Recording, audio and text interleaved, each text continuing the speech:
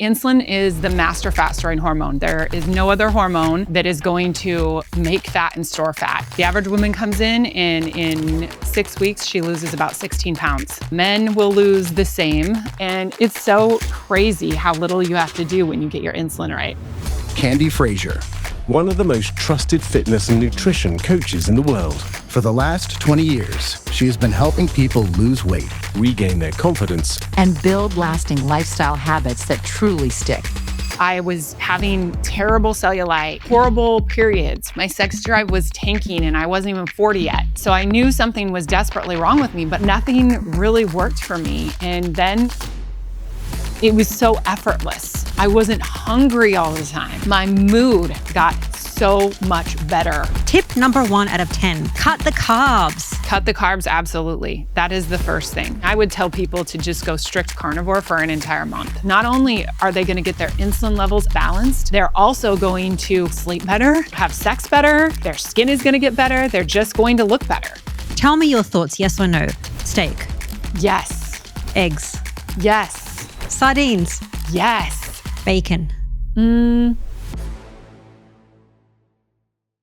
If you've been trying to lose fat, especially visceral fat, and you have failed, chances are it is not willpower. It is about a hormone that decides whether you're going to gain or lose fat, no matter how many calories you eat. Today I'm speaking with the wonderful Candi Frazier of the Primal Bod. She's over 1 million followers on Instagram, and she is known for her no BS approach to weight loss. Today, there's no counting calories, there's no measuring. There is just one smart strategy that will help you burn fat, build muscle, and even sleep like a baby. You're about to learn about the insulin trick that most people have never heard of and why it can finally make fat loss feel effortless. So Candi, my first question, you've helped probably thousands of people lose fat.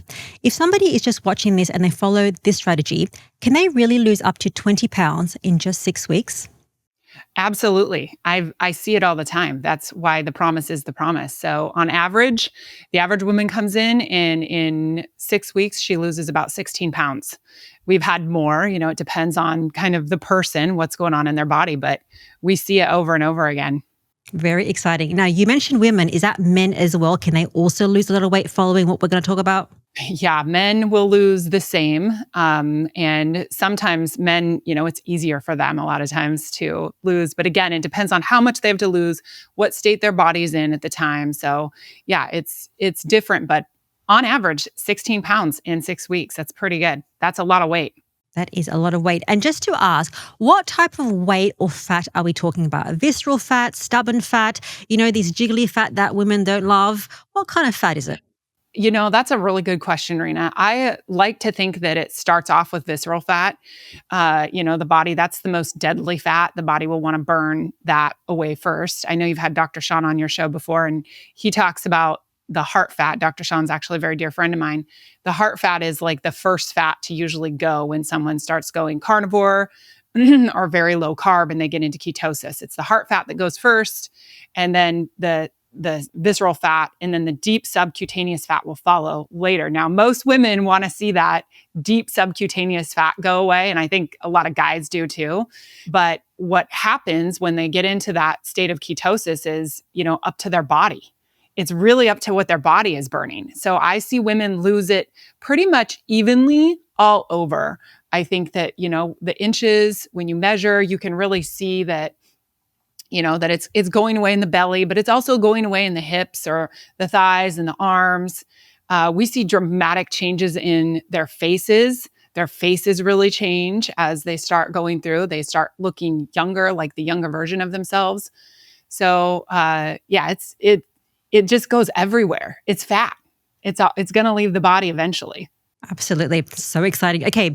What is the number one thing that people need to focus on if they want to burn all of this fat, including the visceral fat? Insulin. 100% of the time, it's insulin. Insulin is the master fat-storing hormone. There is no other hormone that is going to make fat and store fat. I think a lot of times people especially women, get frustrated because they've been told it's their hormones. And they're like, well, estrogen, I'm estrogen dominant. But that isn't what I've seen. In my group, I work with over 6,000 women. And in that group of women, we see doesn't matter what they're coming with. If they have high estrogen levels or their thyroids are a problem, they can still burn the fat. And it's because we target the insulin. Insulin is the one thing, it's why I'm here. So it's the one thing that you have to focus on if you want to get that fat off your body. Absolutely. How does insulin, because people might know what insulin is, but how does that hormone block somebody from losing fat? What's happening in the body? So this kind of goes in as you are like my primal girlfriend, we both like the primal way of thinking about things and what's true in nature.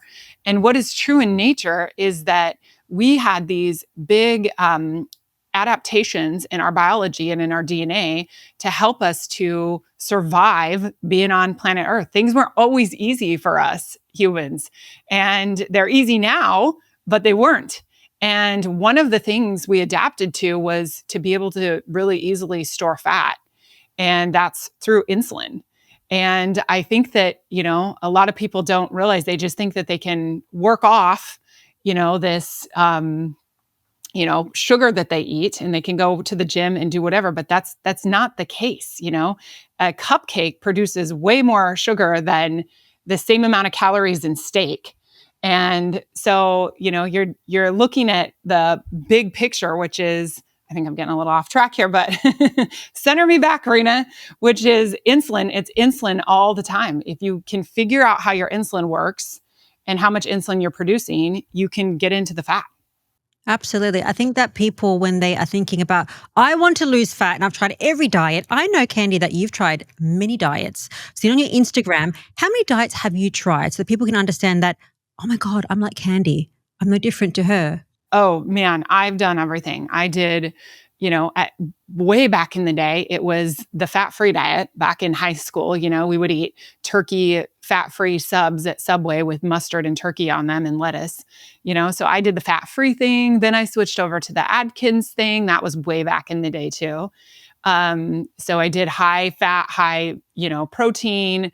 I did, so many different things. And finally, when I became a nutritionist about 11 years ago, almost 12 years ago now, I really focused on just eating whole foods. So I was paleo. I had the just eat whole foods. That's going to really help.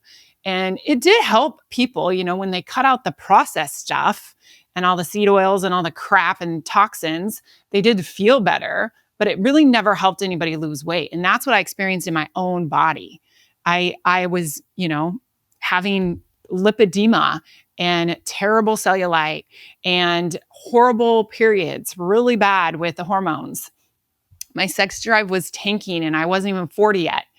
And so I knew something was desperately wrong with me, but I ate all organic, I took all the supplements and nothing really worked for me. And then miraculously, I met my husband, Tom. And, 7 years ago, he's a type 1 diabetic. And that's when we discovered insulin. And, I discovered insulin. He knew about it. And he taught me really everything I know today about insulin. So it's been an amazing journey, actually. How do you know if somebody is got elevated insulin? So somebody might be thinking, okay, can't lose weight. Maybe I'm not like a diabetic type 1 or type 2. Or, well, they would know if they're type 1. But how do they know if they have elevated insulin? Well, they have excess fat on their body. They have elevated insulin. So it's just as simple as that. And I see a lot of these folks that come in and they're hypoglycemic. So I explain this a lot. They come in and they're just, constantly dealing with these low blood sugar moments, but they have a lot of fat on their body. And so right there, that's when they learn their first lesson about insulin, which is too much insulin drops the blood sugar down.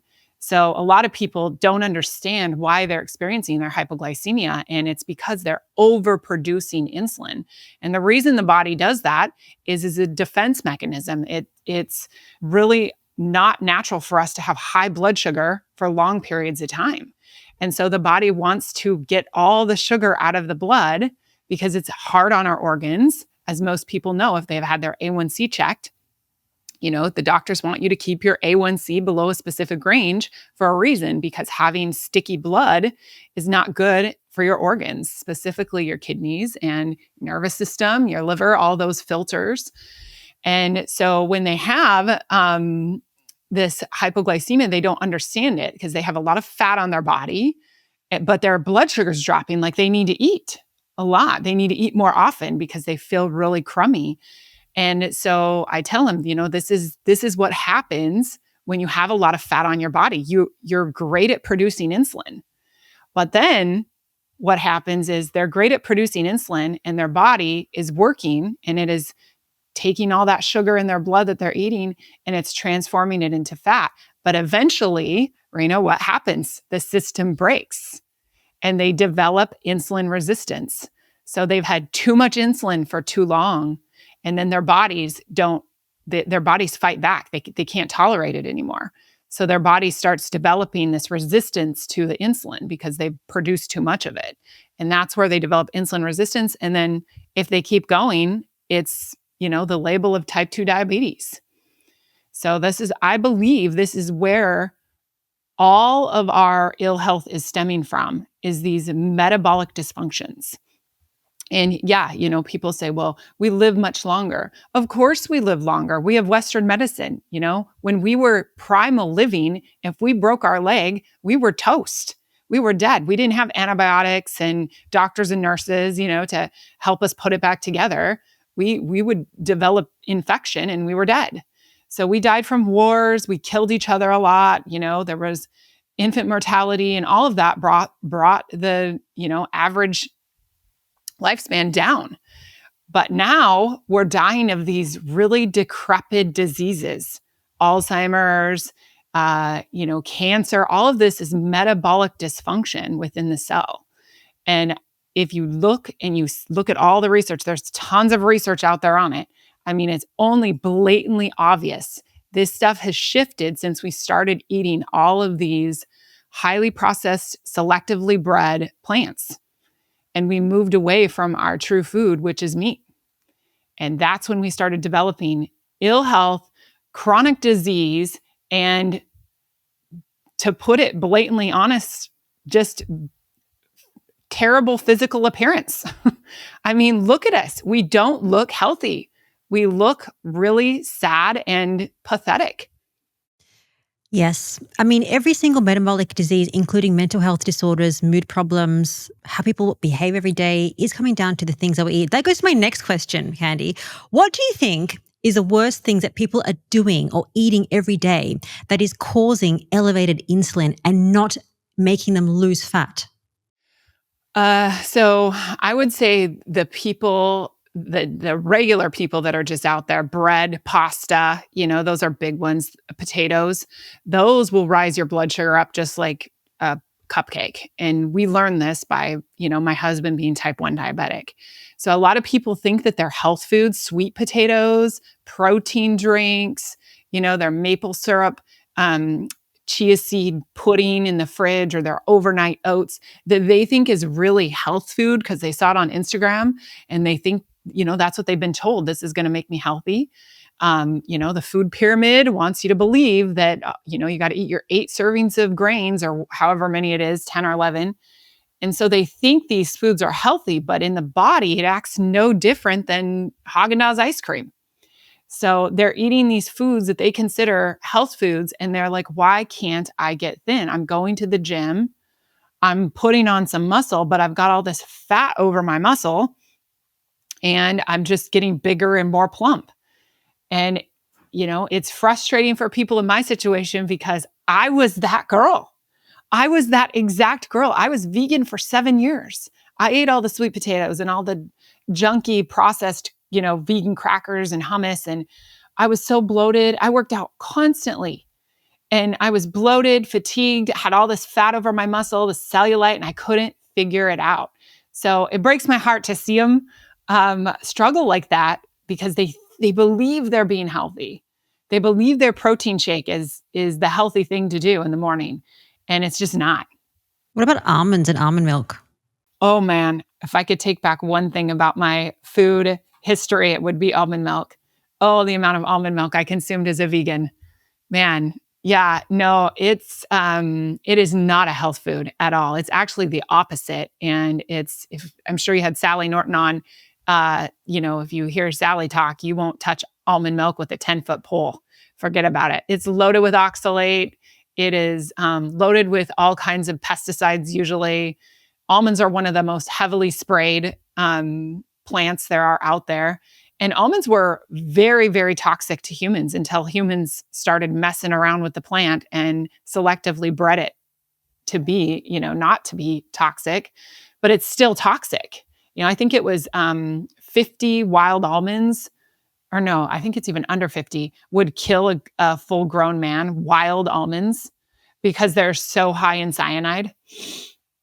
Yeah, but people just see them as this health food, right? They're labeled as heart healthy, and they want to get all their servings of their heart healthy nuts in, and it's just not the case. It is the exact opposite.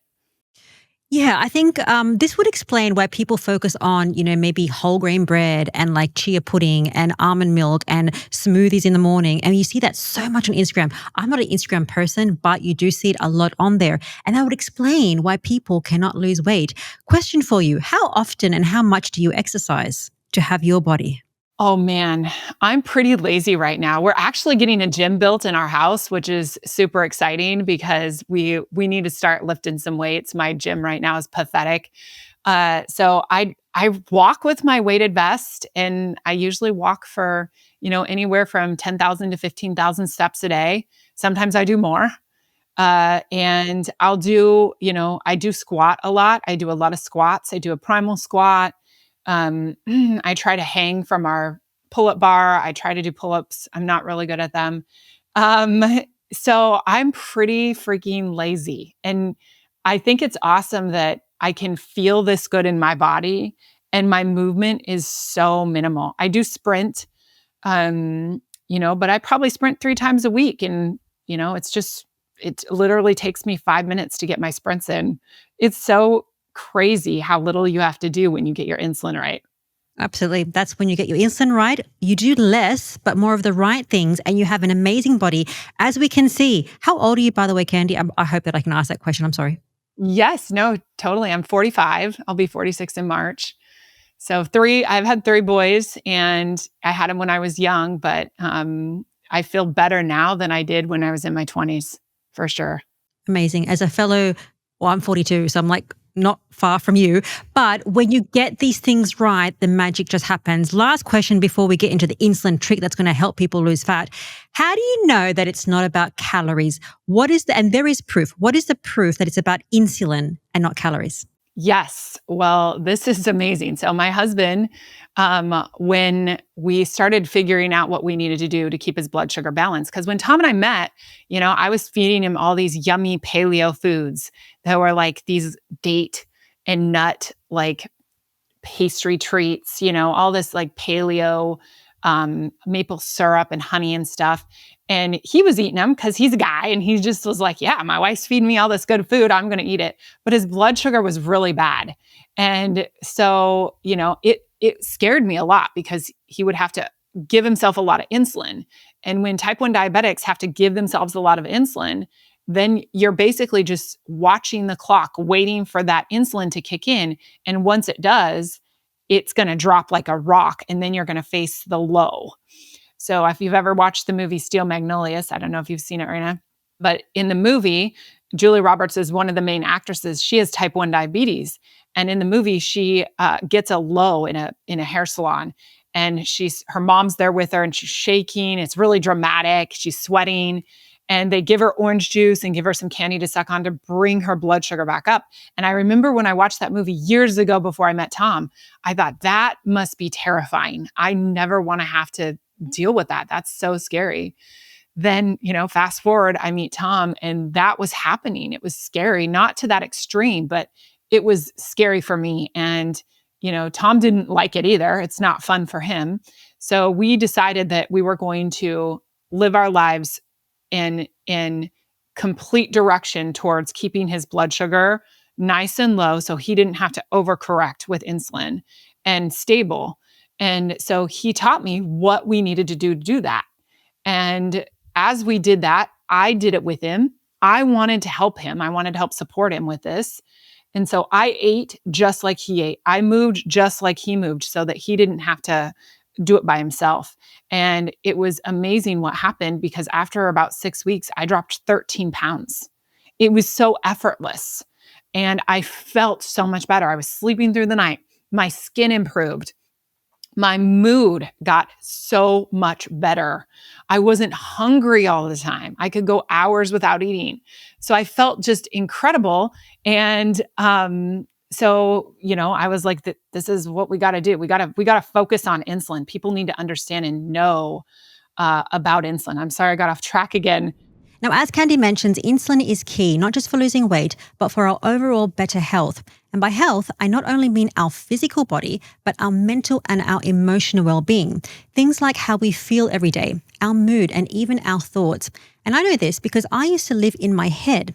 I used to feel anxious and overwhelmed most of the time. And what completely changed my life, along with going carnivore, was therapy. And if my therapist was watching me right now, I think they'd say I've had some major breakthroughs. You see, I've learned so many lessons, like how to regulate my emotions, let go of limiting beliefs, and truly grow as a person. And those lessons actually inspired me to start the Primal podcast. And that's to remind you and myself that we're never alone in figuring ourselves out. And one of the most powerful things my therapist gave me was a set of simple, self-soothing tools. Things like taking a hot shower, slowing my breath, or just feeling my feet in the ground. Therapy was one of the best decisions I've ever made. And if you've been thinking about trying therapy but don't know where to begin, well, that's where today's paid partner, BetterHelp, comes in. BetterHelp is on a mission to make starting therapy easy, and they'll connect you with a therapist who is trained to listen and give you practical, unbiased guidance. Getting started is really simple. Just fill out a short questionnaire about your needs and your preferences, and you'll be matched with a therapist in as little as a couple of days. From there, you can connect however feels most comfortable, text, phone, or video, and even switch therapists at no extra cost if it's not the right match. So if you ever felt stuck or you need support, BetterHelp makes it easy to take that first step. You can get started today by clicking the link in my description, or just head to betterhelp.com/primal podcast to get 10% off your first month of therapy. Your husband, who I just met, Tom, he's a type 1 diabetic. So because he doesn't have insulin, he has to inject insulin. Otherwise, his blood sugar is going to elevate. And then so he can never really get fat, although type 1 diabetics can actually get insulin resistant from all the processed foods that people are eating. But the question is, insulin, how do you know that it's about insulin if people say it's about calories? I have a take on that, but what is your perspective? So you can eat the same amount of calories in steak, and you can eat the same amount of calories in pancakes, and you're going to get fat from the pancakes. You're not going to get fat from the steak.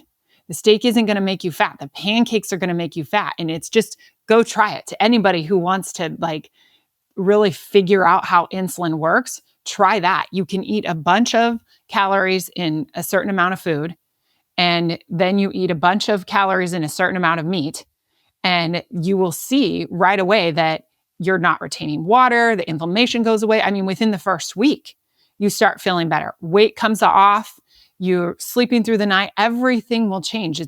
It's so critical to understand how your body produces insulin, when, where, and why, because insulin's the one storing fat. And if you eat all these calories in pancakes, but the sugar amount is through the roof, you're going to produce that amount of insulin to take care of that amount of sugar. Meat breaks down slowly over time, and not all of it breaks down to glucose. So you eat that many calories in steak, you're producing hardly any insulin compared to the pancakes. You're still producing insulin in the exact right amount, in the amount that our primal DNA was designed to handle.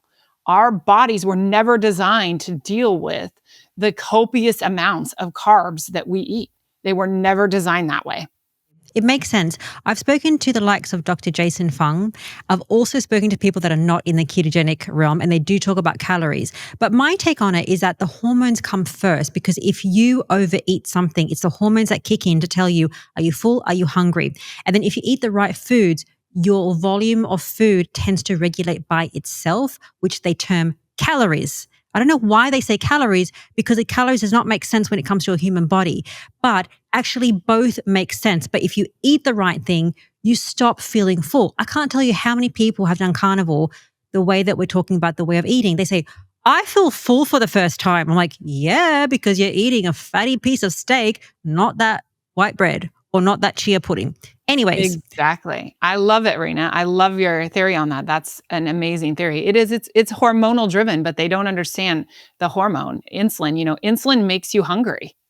When your blood sugar drops, you get hungry. Insulin is the hormone that makes you really hungry. So you have to eat more. That's why in hypoglycemia, you experience that. When you're hypoglycemia, for people who have excess fat on their body, is really hyperinsulinemia, too much insulin. And you experience that blood sugar dip and you're just hungry because your body's trying to get the blood sugar back up. So it forces you to eat more so that you get that feeling of stabilized blood sugar again because the insulin did too good of a job. But like we said, eventually insulin doesn't work anymore. And that's where you develop in your 50s. And, some people even earlier now, in their 40s are developing insulin resistance. Okay, let's talk about the insulin trick to help people lose fat faster. Tip number 1 out of 10, cut the carbs. What is your take on that? Cut the carbs, absolutely. That is the first thing. I would tell people to just go strict carnivore for an entire month and to really understand what meat does for their body, because not only are they going to get their insulin levels effortlessly, they're going to get their insulin levels balanced, but they're also going to sleep better. They're going to have sex better. Their skin is going to get better. They're just going to look better. If there's one diet for people to do, definitely humans are carnivores, whether whoever Wikipedia wants to believe it or not, we are. We're the apex predator. We are carnivores. We are designed to eat meat. That is our proper food. Can we eat some vegetables and, fruit? Yes, you can. You're not going to die. But our dogs and our cats are fed plant foods in their food. They don't die, but they're carnivores. And we consider them carnivores, but we feed them plants. They don't die, but they're not well either. The dogs and cats are not well. Our domesticated animals are not full of vigor and life, like the wild animals eating their species-specific diet. And that's what's happened to us humans too. Okay, question. So you mentioned carbs. Drop the carbs. Carnivore is great. Now, I see people saying fruit is good. What are your thoughts about fruit? Fruit will make you fat. So fruit is also highly selectively bred. It is one of those things that I think people have a hard time giving up because they think it's the healthy sugar. It's got all the minerals in it and it's the healthy thing to do. But in reality, it is so loaded with sugar that it's just like eating cake. It's the same thing. When Tom's blood sugar gets low, he uses fruit to bring his blood sugar up. So the fiber around it, the whole myth that fruit doesn't make you fat is just false. I've seen it over and over. I've had the girls I've had the people in my program that have done the meat and fruit diet. We call it the hibernating bear diet is what we call it, because it just puts fat on you. You're eating, it's gluttonous. You're eating all of this fruit and you're just building all this fat from all the high blood sugar, but then you're eating the meat and the fat with the meat. And then you're just locking your blood sugar in. And anytime your blood sugar gets locked in, that is when you overproduce insulin. And you don't want to overproduce the master fat storing hormone. So, you can try the bear diet if you want. I wouldn't do it. It just makes people fat. I've had so many people in and they just get pissed because they're like, well, I thought I was eating healthy. I'm eating all this meat, this, grass-fed meat and tallow and butter. And I'm eating, organic grown fruit. And I think that I'm doing so well, and they just get fat. They're gaining 20 pounds in a month eating this diet. So if you remove the fruit out of it, what happens? They lose the weight. So the fact that fruit doesn't make you fat is not true. Okay, so I heard a video just last week actually saying that take a tablespoon of honey before you go to bed. It can help you sleep. What do you think about honey, molasses? I've seen these stuff on the internet. Honey is a no. That is a direct blood sugar hit. I think that honey can be used in an emergency when your blood sugar gets really low. For type 1 diabetics, a honey stick or a maple syrup stick is that's what Tom uses if his blood sugar drops really low, or a piece of fruit. But that's only for emergencies. And most people, when they, eat enough protein in their day, they have to be eating enough protein. If they eat enough protein, they won't have blood sugar issues. So if there are people that, eat the fruit and the honey and they feel better, it's usually because they weren't eating enough protein. They were eating minimal protein. And a lot of those people like carbs. They like the sweet. They want to enjoy the sweet. It's in our DNA to be directed towards sweet, because what does sweet produce? A lot of fat. And in nature, when there wasn't any sweet around, if there was some berries or some honey, we would eat as much as we could of it because we would want to fatten up like bears do for hibernation. We would want to put fat on our body so that we could survive the winter famine. But people now are eating fruit all year long, and the fruit isn't real. It's highly selectively bred. Wild fruit does not contain the sugar like today's fruit does. So even the mango trees and the papaya trees and all these beautiful fruits that look really organic that you see grown in Costa Rica and all around Hawaii and wherever, and people say, well, it's natural. Those are not natural fruits. Those have been highly selectively bred, and humans have not adapted to consume that much fructose and sugar. Because you said that, I believe you. I'm not going to have fruit, and I don't have fruit anyway. So, but I hope people are listening. They're not going to have fruit. So step number 1, cut the carbs. So no bread, pasta, don't have fruit, don't have the honey. It's not going to help you sleep. Point number 2, meat. Meat makes the muscle and burn fat. Why? Carbs make fat, meat makes muscle. And meat breaks down to glucose, so your body can have the glucose that it needs, but it also breaks down to amino acids so that you can put structure into your body, not only muscles, but think your organs, your bones, right? Those are dense. They need a lot of amino acids to build them strong. So they've done a lot of studies on osteoporosis. And what did they find? That the one thing, it wasn't the vitamin D or the calcium that helped, it was more protein. So the most simple way I think people can think about it is when they look at their plate and they see the potatoes, they need to see the fat that's going to be made from those potatoes, that's going to go on their ass and on their tummy and on the back of their arms. That makes fat. Carbs make fat. Meat makes muscle. So it's a very simple way to understand it. And I think it's a really good way to explain it to your kids too. I think kids undereat protein. They get caught up because as babies, we feed these babies cans, jars of fruits and vegetables, and they don't eat the meat. And then they get this bad microbiome that's just constantly craving fruit and sugar. And parents think that it's the healthy thing to just, we're giving them grapes and this is healthy, nature's candy, right? But it's exactly what it is. It's candy. It's the same. It breaks down to the same glucose.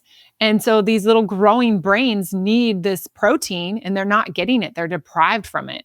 So I think it's our responsibility to teach our kids what those two macros do in our body. The meat makes the muscle and the carbs make the fat. And yes, kids should have some fat on their body, but they can make fat on their body from eating the meat and eating the fat that's in the meat. I'm not an extremist. I think that there is occasions where kids can have, some fruit on occasion, but it isn't the source of the nutrients that their growing bodies need. That is the meat. The meat is what's going to help their bodies grow. I'm glad that you said that it's not about being extreme and really people love extremes, whether it's not eating for 5 days or just eat meat. It's really about, if you look at the plate, it's majority meat, but we've been told the other way, to eat the healthy carbs and the grains and the fruits, but it's the opposite. And actually, even you said that even berries, they're seasonal, like 2 to 3 weeks in a year. I'm like, really? I didn't really know that. So how much protein do people need to eat every day? Well, that is the $1 million question, Rena. That is what everyone wants to know or should want to know, actually, because when you figure out how much protein is right for your body, you figured out insulin. And when you figured out insulin, you can get into ketosis. And that's where the fat burning begins. So we can talk about ketosis if you want to. But the goal is to figure out how much protein your body needs. And everyone is different. This is where the bio-individuality comes along. And I know a lot of people, you want to feel special in a way. You think of yourself as like, I have these requirements that I need. It's majority the same in a sense that we all need to eat more meat. We all just need to eat more protein.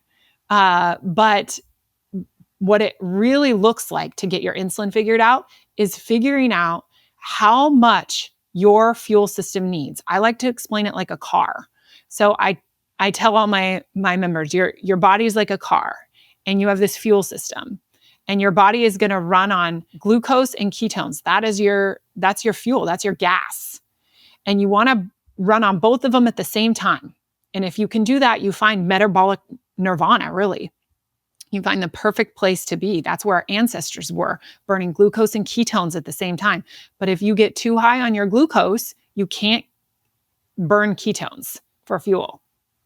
So bringing it back down to how much they need, it depends on how big of an engine they have in their car, which is how much muscle do they have on their body, what's their metabolic rate, how fast are they driving their car, and how long are they driving their car. So, how fast is their metabolism working? That's their speed. And how the duration, how far are they going? How much are they moving? So it's really those factors. How much are you moving? How much muscle do you have on your body? And where are you at in your age? What's your metabolic rate? Are you in your childbearing years? And so you see a lot of swings in your, hormonal fluctuations. Are you through menopause? So things have calmed down in your body, and you're in this state of kind of place where you don't need to do as much food. Your body has came to this state of more of a resting phase. And so it's different for everyone. But if you can track your ketones, you can really understand what your needs are for your protein requirements and your movement needs too. It gets pretty specific for each individual.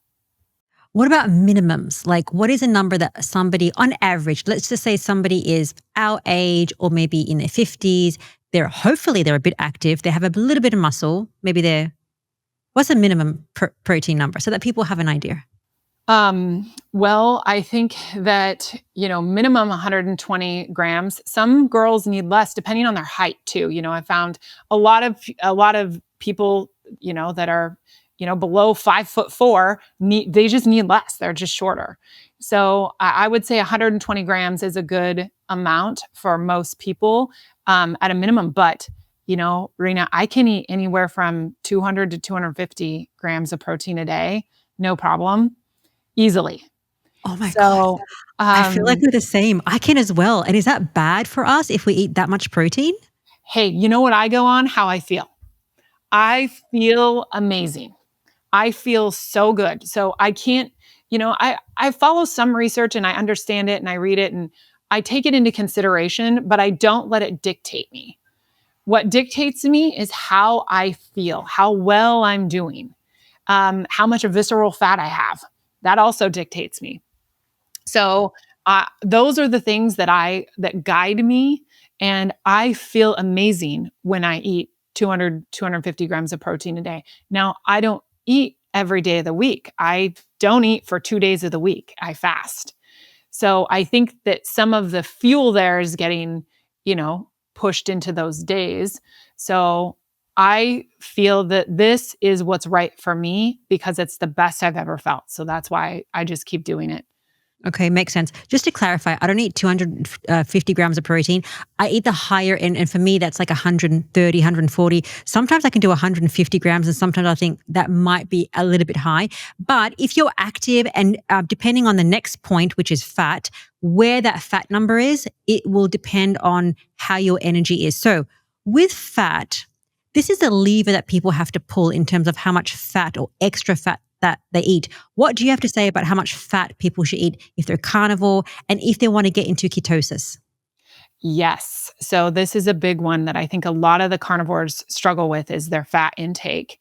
And what I have found, and was just like my own personal study with Tom's blood sugar and now helping, over 6,000 people with weight loss, it's very clear to me that fat will block you from getting into ketosis, for one, and it will block you from burning fat. So you can make fat out of fat.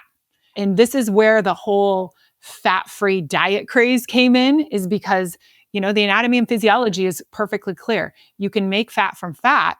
Now, when you're in a low insulin environment inside your body and you're not producing very much insulin, it's harder to make fat because insulin makes the fat.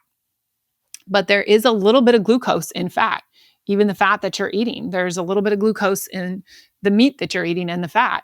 And so it can get converted into more fat. So you have that one problem right there, is fat can put fat on your body.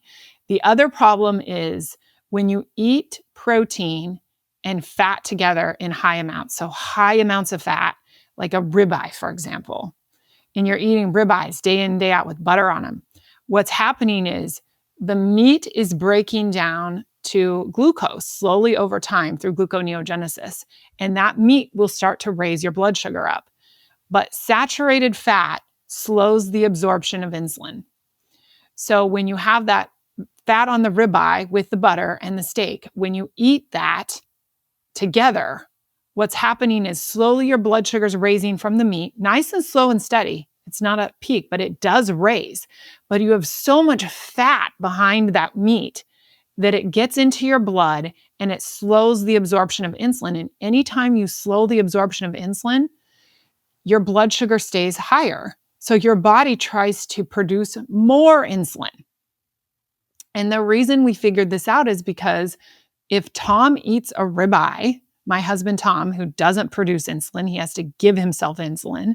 If he eats a ribeye, his blood sugar can go up to 300 and it will stay there, locked into place for hours, sometime until the next day. And he has to give himself so much insulin. If he eats a piece of white fish or a tenderloin, totally different story. So the fat, I know it's hard for a lot of carnivores to understand that, because you're told, fat doesn't produce any insulin, so therefore it can't make you fat. And it's just not the truth. Yes, you need fat. You need a healthy amount of fat, but you don't need excess fat. And the animals today, cows, pigs, and chickens, and turkey even, they're like Sesame Street animals, right? They're highly selectively bred animals. And they're fed corn and soy and all of these plant foods, grains, to fatten them up, to grow a lot of fat on their body. Wild animals don't make a lot of fat. The animals that are highest in fat in nature are in the sea. They're in the water. They're the fish, the fatty fish. And that DHA helps build every cell in your body. So it's like nature is just pointing you straight to the right amount of fat you need, which is the fat in the fish. And fish do contain some saturated fat. So you'll get your saturated fat with that. Now, elk, deer, bison, those are more wild game and they are leaner. Any hunter knows when you get your deer cut up by the butcher and you go make deer burger or elk burger, venison, whatever, you have to add some beef fat into it because it won't stick together because it's so lean. That animal is very, very lean. Not to mention, if you have eaten a real true grass-fed steak with fat on it, that fat is really tough. It's gristly. It doesn't taste as good. And it's hard to get a lot of fat in that. So wild animals, even if they produced a lot of fat, the fat wasn't what we ate on it necessarily. We would get into the bone marrow, we would eat the organs, maybe the brain was high in fat, but the fat on the body, we didn't necessarily go after because it was tough. It was like shoe leather and it was hard to eat. And then not to mention that, but fat makes you really full. And when you eat a lot of fat, you get nauseous, you get full, you get an upset tummy. Sometimes you get diarrhea. So that's another sign right there that we shouldn't be eating enormous amounts of fat. Yes, some fat is good for us. We need to have fat. It's an essential building block. but we can't overdo the fat. Fat in very moderate amounts is what we need. As Candi mentions, adequate fat is so important, especially if you want to try a carnivore diet and lower your insulin and lose a lot of weight. And I've seen this myself when I went carnivore 5 years ago. And honestly, I have seen thousands of people do the carnivore diet and they've lost so much weight, and they've also reversed chronic health conditions. Conditions like heart failure, diabetes, thyroid issues, all while eating more and potentially eating more calories. And what I found helped myself and my community stay on track was medical support through our team of carnivore doctors. And that is why I created an online private community completely off social media called Go Carnivore. This is where you can ask all of your questions to our team of medical doctors, including Candi, who'll be joining us. One of the best things about our community are our monthly challenges. We do our high fat challenge and our protein challenge and so many other challenges. And this is where you're going to get your best results. So if you want to try carnivore with the medical support, just head to gocarnivore.com and try your free 14-day challenge and get your free meal plan.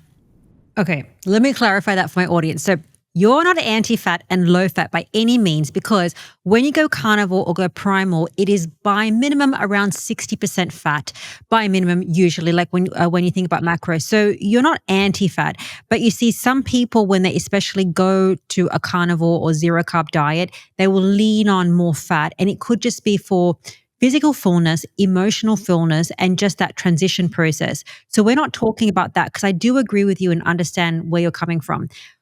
When we're talking about the end point of even fat loss and weight loss, which is after you've transitioned to this type of eating, after maybe you're eating carbs, you can just lean on the fat in the meat. And you can switch between, if people like ribeyes, have ribeyes. If you want leaner cuts, have leaner cuts. But in this day and age with the meats that we have, they tend to be fattier than, for example, as you said, grass-fed.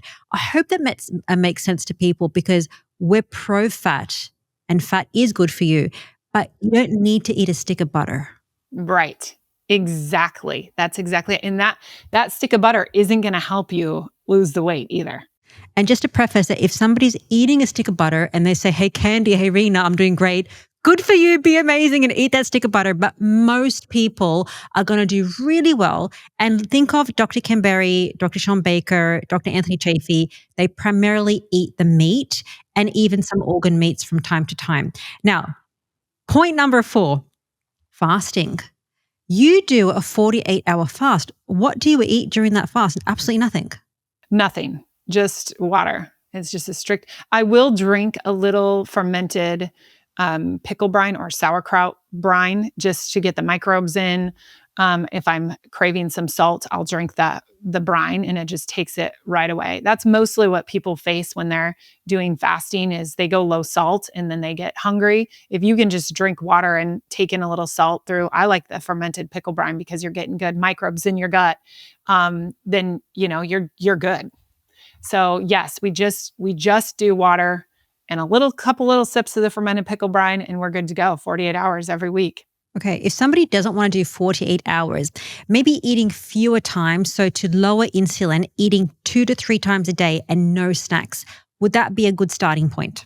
Absolutely. I mean, yes. And you know what I found, Rena, is just start, like you said, the first thing you can do is just try carnivore for, even give it 3 days and see how much better you're sleeping. Just start there one by one. You don't have to rule everything out. We're grown-ass adults. We can do whatever we want. But how are you ever going to know if you don't give it a try? And you always have to go over the edge a little bit with something to understand what your body truly needs and likes. So I'm a big fan for, just slowly start. Maybe once a week, skip dinner and see how you feel when you skip dinner. Do you feel better? How do you feel in the morning? Did you sleep better? But if you're not trying it, you're never going to know. And you say that if people have weight to lose, they should maybe skip dinner and have an earlier second meal. What time should their last meal be if they want to lose weight? I like between 2 and 3 p.m. we call it a dinner. So we breakfast, nice big breakfast, and then a good size of dinner. And then you're able to get through all that glycogen that you produce. Your blood sugar becomes stable. Your insulin drops to a nice low amount so that your melatonin can come out, because if insulin's out, your melatonin's not going to come out, and then you're not going to sleep well. So we like around 2 to 3 p.m. for our cutoff for food. Okay. I try to do 5 or 6 p.m., but maybe I can try to move it up. Okay, next one is, what's your thoughts about coffee? Coffee. So coffee is a drug, and it is as addictive, if not more than sugar, I would say. Everybody's doing coffee and everybody's sick. So I like to look at the masses and what they're doing and how well they're doing. And when we know most Americans have 5 to 7 prescriptions in their cabinets right now, they're not doing well. And what are they all doing every day? Coffee. So coffee is an extreme hormonal disruption. So anytime you take in a drug that makes you overproduce cortisol like coffee does, you're going to have implications in the hormonal chain down the road. And that's what I see happen over and over again.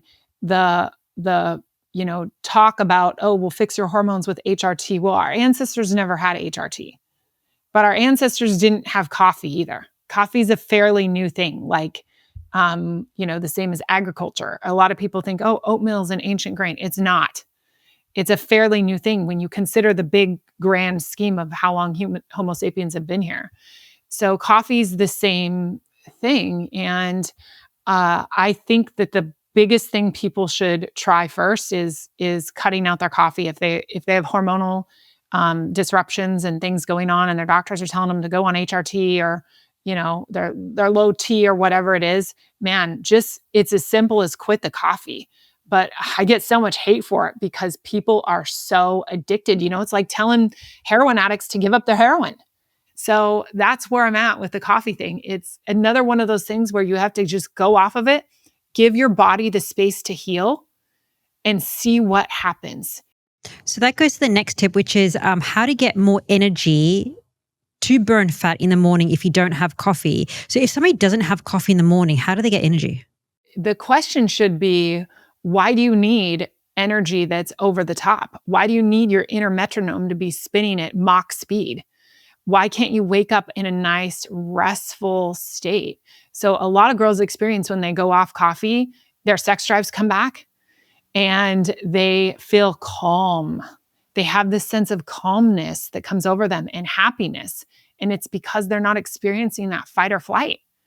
First thing in the morning, you want to run from a tiger? Because that's what's in your cup.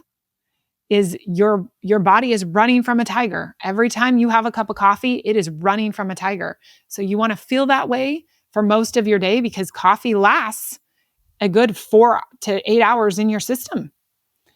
And so just to me, I see that as something highly toxic. We have a lot of people talk about how toxic seed oils are. And in my opinion, it's coffee. Coffee is way more toxic to our body than we think it is. And we've liked to believe that, oh, it's just, antioxidant. It's got all these health benefits. It helps me poop. If you can't poop without coffee, that's a problem. That is a problem. Wait, people say it helps them poop? Oh yeah. Lots of people will drink coffee because it makes them have a bowel movement. But the reason it makes them have a bowel movement is because it triggers that running from a tiger, that fight or flight response. It's a toxic chemical that your body is trying to get rid of. It's a pesticide. Your body is trying to evacuate it out of your system immediately. So it makes people poop.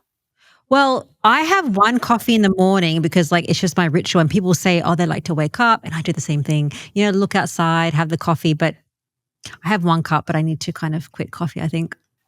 Oh, Rena, your skin is already gorgeous, but just wait. If you quit the coffee, your skin will be amazing. Amazing. Coffee is so dehydrating.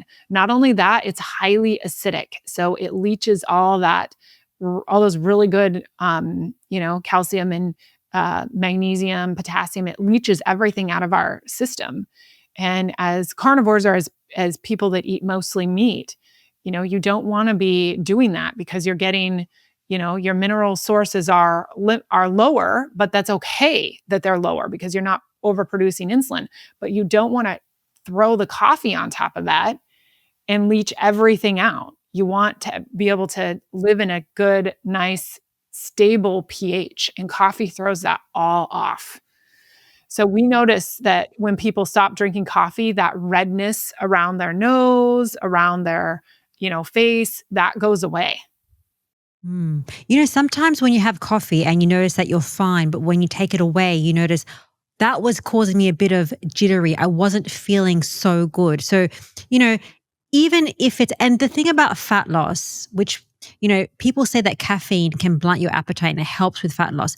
However, I've seen with so many people, if you feed your body with nutrients and then you feel full and you have stable energy and you eat less times during the day, not less calories, that's a perfect way to burn visceral fat and burn stubborn fat. Absolutely. Absolutely. I am a huge fan of it. Yes. Just let your body do it on its own.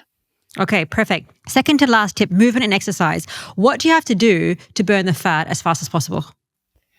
As fast as possible. Well, you have to figure out how much protein you need in order to find that homeostasis with insulin to allow you to get into ketosis. And I know that sounds complex, but it's actually really easy to do. And, I would say that, as fast as possible, yes, walking. Walk. Walking is so critical. Our ancestors walked 7 miles a day on average. So we need to be doing the same. So I tell people, get up, do an hour walk in the morning, do an hour walk at night. You don't have to calculate, don't wear your watches, all the gadgets. Just don't think about it. Just go for an hour walk somewhere beautiful in the morning and an hour walk in the evening. Take your family. It's like the quickest way. And then, weight bearing exercises too. You have to have that muscle, requires a lot of fuel. And so if you require more fuel and your car's going to try to go faster with the muscle, then you are going to be burning through more fat, which fat on your body is just excess fuel. It's pre-eaten meals. It's just extra fuel that you have stored there. So if you build more muscle, it'll eat through that excess fuel that you have built up on your body. Perfect. Walking is easy and most people can walk. If you can't walk, swimming, aqua aerobics, push-ups on the wall, any type of movement is so important. Just move in a way that you can move. So I have a quick fire game for you. 5 foods that can help you burn fat. Tell me your thoughts, yes or no. Steak. Yes. Eggs. Yes. Protein powder. No, not so much. Why? Because it causes a big insulin spike. It's pulverized protein, and protein breaks down to glucose. So this is dried, pulverized protein. So it's processed. It's a processed food. And when Tom drinks a protein shake, his blood sugar goes up versus just a steak. If he ate a tenderloin or he drank a protein shake, his blood sugar is going to go up with that protein shake. It'll go up a little bit with the tenderloin, nice and steady. But the protein shake will cause a big spike. And whenever you get those spikes, you're getting an enormous amount of insulin spiked into your system to handle that spike. So I'm a no on protein powders. Okay. Sardines. Yes. Great way. So Dr. Boz is the big sardine woman, and we do 3-day sardine fasts. She's really the guru that figured all this out. We do 3-day sardine fasts over where I'm at. And those girls get their ketones up like crazy. They melt through the fat. Some of them lose a couple pounds in 3 days. And some of that's water weight too, but they just feel amazing. So sardines, superfood in my opinion. Bacon. No on the bacon, not really a fat burning tool. I guess if it's eating a species specific diet with pork, a little bit is okay, but I see it as kind of like a carnivore treat. It's like carnivore candy for me. Like I'll have bacon on occasion. I'll go out to a restaurant and have some bacon with my eggs in the morning. I don't buy it. It's kind of like cheese. Cheese is basically like ice cream. It spike your blood sugar. You're just getting fat from the cheese. So I treat it as a treat. Bacon and cheese are treats. I love that. I like how you explain it because, some people are strong advocates of bacon and there's nothing wrong with bacon, but for the end point of fat loss and weight loss, you want to treat it as a treat at the end of the meal after your steak or eggs or sardines, and salmon is also another good one. Last question for you. Now, this is interesting. If you have elevated insulin, and I think you mentioned this before, your melatonin, which helps you sleep, is going to be out of whack in the evening. How do you increase the melatonin and lower the insulin at nighttime? Well, we use the blue light blockers.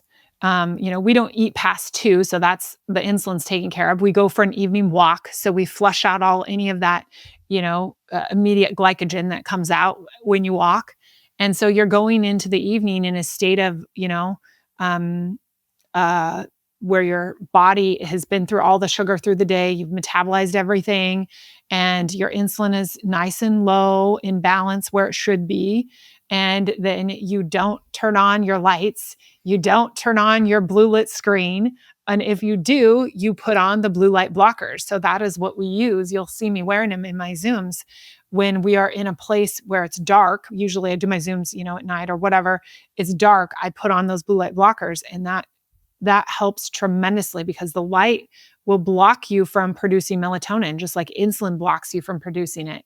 So just really the two things is stop eating so heavy and late at night, get out and get your evening walk, and put on your blue light blockers or turn your lights off in your house and just use candlelight.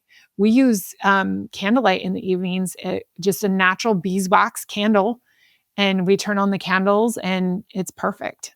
Love it. Was there anything else that we missed, like any tips for people to burn that fat fast? I think the biggest thing is understanding how to get in ketosis. When you're in ketosis, you're burning the fat on your body. You don't need exogenous ketones. You want your body to burn its own fat. So you want your body to take the fat and turn it into ketones, which your body can use as fuel. So I recommend everybody buy the little blood testing unit. I like the Keto Sense. We also use the Keto Mojo, and understand when they're in ketosis and when they're not. Understand when their body is, using more glucose than ketones, and when it's using what it takes to get those ketones up. Because anytime your ketones go up, you're burning more fat. So really tracking the ketones is the best way. Pee sticks don't work. The breath ones, they don't work. We vetted them. It has to be the blood testing unit. It's a simple little unit. It's like $100. I don't have any links. Maybe you have a link for them with the code. But they're like $100 or less, and it will be the best money you ever spend to understand when you're in fat burning and when you're not in fat burning.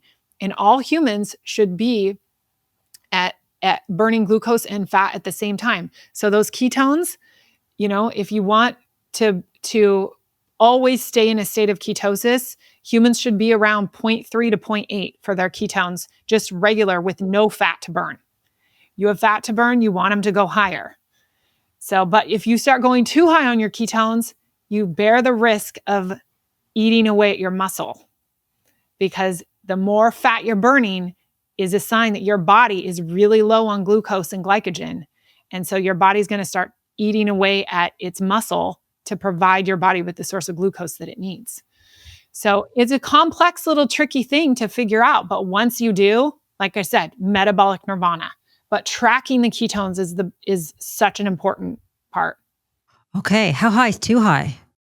Well, I say anything over 3 or 4 is getting into, some people will get into 3s and 4s and it's good, but you don't want to be there every day. You don't want to be there every day. That's going to bear the risk of you starting to eat away at your muscle. Okay. You also have an amazing weight loss program and different programs that you have on your website. Would you like to tell us a little bit about that? Sure. Yes. So primalbod.com is our website. My Instagram is where, a lot of people are. We have quite a following on Facebook now too. But I'm the Primal Bod on Instagram.